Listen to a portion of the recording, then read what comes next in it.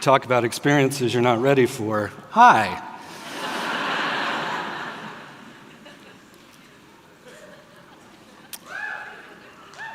You may not know it, but you're sitting in the middle of one of the most amazing and vibrant startup communities in the United States. And it's not just tech startups. Every day, in every corner of Portland, people are rethinking, reinventing, and innovating on any number of products. It could be apparel, biking, banking, donuts. You saw some donut innovation this morning. Donut inside of a donut, pretty innovative. Education, healthcare, nonprofits. We even have people innovating on how business can better collaborate with local government. I try and track and promote as much of this stuff as best I can, but a lot of it is grassroots and hard to track. So it makes sense that when people are looking to get involved in the startup community, they wind up finding their way to me. I'm Rick Tarosi, and while helping Portland folks connect isn't in my job description, it's the work I find myself doing every day. I'm not alone. There are a bunch of us working on this effort to build community.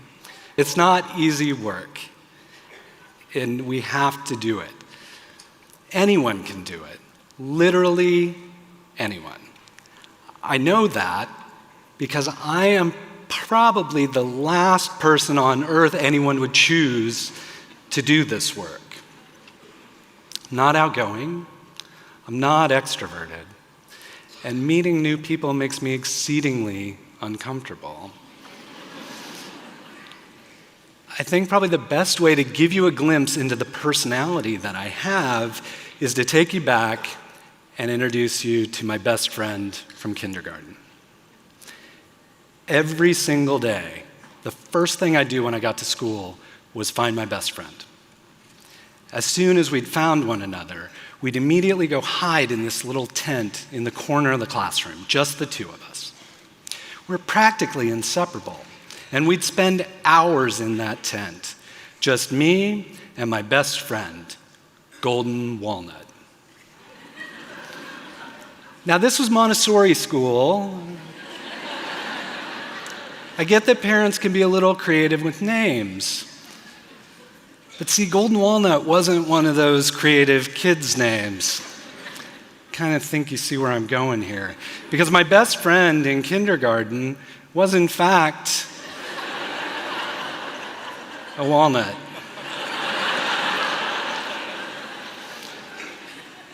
Solid friend, though.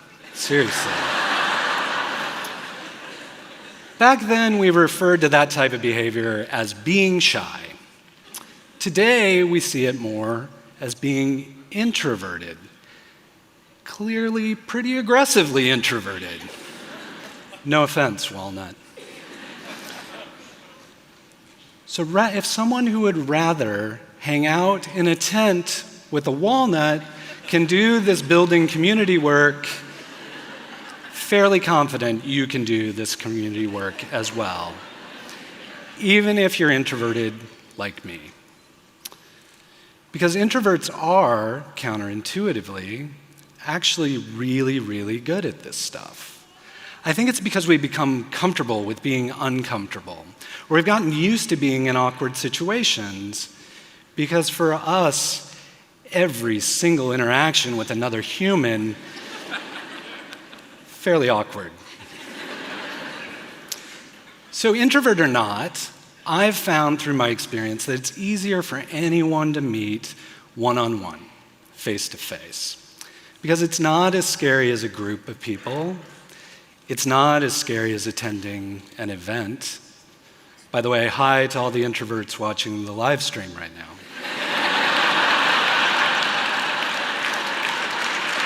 I see you.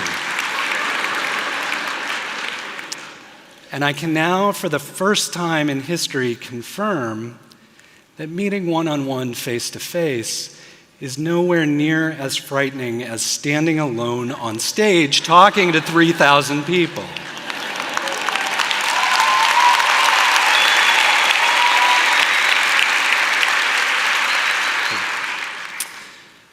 I call these one-on-one meetings collecting dots. In collecting dots, I'm given the opportunity to meet new people with a variety of backgrounds and perspectives. I'm able to step outside of my comfort zone. And best of all, I'm able to capture dots that have the potential to benefit other dots I've managed to collect. Now, being introverted isn't the only reason people avoid connecting with the startup community. Sometimes it's because they think they don't do startups, or they don't have anything valuable to add. But the fact that you don't do startups is exactly what makes your insights valuable. The startup community has had more than enough of our own echo chamber. What's needed now are new opinions, a diversity of ideas, and people with new experiences and backgrounds. Not more of the same, because unfortunately I think it's pretty obvious where that more of the same behavior has gotten us. Collecting dots can be time-consuming, but you can make it more efficient. Folks tend to open up around food. You just had lunch, you probably talked to a lot of folks. Around meals. It's the family dinner dynamic, or the watering hole effect. And in my experience, a cup of coffee is the smallest possible instantiation of that dynamic over the shortest period of time. A cup of coffee helps people open up. It helps us as humans to connect, and connect more quickly. So building community, collecting dots, can happen simply and quickly over a cup of coffee and someone to have it with. Best of all, it helps both of you collect a dot. So efficient, but still intimidating, because a lot of folks worry about providing value during that short time frame of a coffee meeting. So let's be honest. Most everyone I've had a coffee meeting with will tell you this. I am completely useless in 99.9% of the coffee meetings I have. I mean, I listen, I drink my coffee, I ask a few questions, and sure, every once in a while, I have an insight or something that may be valuable. But that's a rarity, and that's okay, because collecting the dots isn't even the most valuable part of building community. For me, it's the hardest part, but not the most valuable. The real value comes when long after I've been jacked up on caffeine, potentially days or weeks after I've had that meeting. The real magic happens when I have the opportunity to step back and reflect on that dot. Upon reflection, that dot gains context. It gains connections. It starts to provide value to all of the other dots I see. It stops being a single point of reference.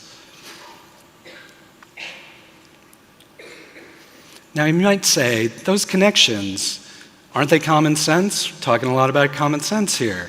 My perspective on common sense isn't common. Frankly, it's only common to you. So for me, it makes perfect sense why I need to connect the former head of project management at a massive multinational corporation with the founder of a tiny local blockchain startup. For me, I can see why I need to connect the dot that's wrestling with rethinking venture capital to the dot who's successfully churning up wacky flavors of ice cream. Those connections are obvious to me. And because of your unique experience, because of what you focus on day in and day out, because of your dots, you're able to see connections that I can't see. Someone else is able to see connections that neither you nor I can, but they're obvious to them. This is how community is built, by connecting the dots that only you can see. But this doesn't just happen naturally. If we leave it to nature, it won't happen as quickly as we need it to. It might not happen at all. Building community is artificial. There's absolutely nothing natural about this, especially for an introvert like me. And despite what we've been taught, not everything artificial is bad. Sometimes humans come up with some pretty amazing things artificially, like coffee and golden walnuts. So enough of the talk, enough theory, let's get tactical. If this struck a chord and you're raring to go, I don't know, maybe you're an extrovert or something. I don't get you, but I get you. All I'm asking you to do is just schedule a coffee meeting with one new person. Just go collect one new dot. But if that feels like too much, trust me, I get it. All I'm asking is that you simply say yes to the next coffee invite you get. Just say yes, and you'll still manage to collect a dot. You both will. That's all you have to do to build community. The reflections and connections, you'll figure that out. I'm confident. In fact, I'm convinced that right now, every single person in this audience, with your existing dots, knows someone that someone else should know. And you're the only person who can make that connection, because you're the only person who can see that connection. Because to you, it's common sense. So let's use your common sense and your common sense and your common sense to collect and connect those dots and build a better, more tightly knit community for all of us. 2 cups of coffee at a time. Thank you.